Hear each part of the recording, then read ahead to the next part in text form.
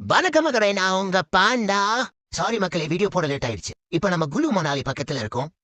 Night இங்கேயே tent போட்டு stay பண்ணிக்கலாம். நம்ம டென்ட் பக்கத்துல ஒரு நதி இருக்கு. மார்னிங் ஃப்ரெஷ் ஆயிட்டு நம்ம பைக்கை வாஷ் பண்ணிட்டு குலு மணாலில குலு குலுன்னு இருக்கிற கிளைமேட்டை என்ஜாய் பண்ணலாம்.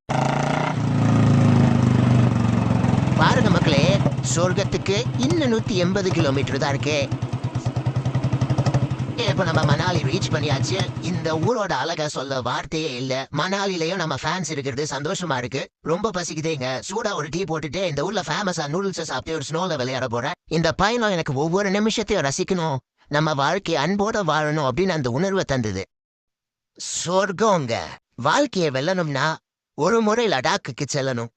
பனி மட்டும் இல்ல மச்சே, மனசு குளிரும். நம்ம வாழ்க்கையில் சில சமயம் நாம என்ன செய்யறோம், ஏன் செய்யறோம், யாருக்காக வாழ்றோம், எப்படி வாழ்றோம், இந்த கேள்விகளுக்கே பதிலே இல்லாம போயிடும். இந்த எல்லா கேள்விக்கும் பதில லடாக் ட்ரிப்பு தந்தது. அடடா, சொல்லவே முடியாது.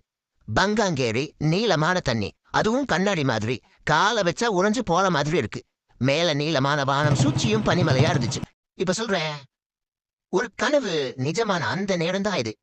ஆமாங்க, நம்ம லடாக்கு வந்து சேர்ந்தாச்சு. கடந்த சில நாட்களா பயணிச்சோம். ரயிலில, பஸ்ல, பைக்ல, சூரிய வெப்பம், மழை, பனி எல்லாத்தையும் கடந்து இப்ப நம்ம லடாக் நிலத்துல நம்ம காலை வச்சிருக்கோம்.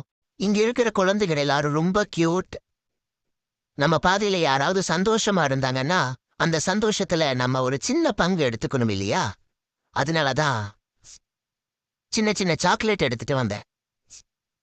ஒருவருக்கு கொடுத்தா மட்டும் போதாது, அவங்களோட அந்த பசுமை சிரிப்பை நம்ம மனசுல வைத்துக்கொள்ள ஒரு செல்ஃபி அவசியம். ஒரு பயணம் இங்க முடிக்குது, ஆனா நினைவுகள் மட்டும் மனசுல ஒரு கதையா ஆரம்பிக்குது. நன்றி மக்களை. இந்த விளாக்ல பிடிச்சிருந்தா ஸ்டார் எடிட்ஸ் சேனலை சப்ஸ்கிரைப் பண்ணுங்க.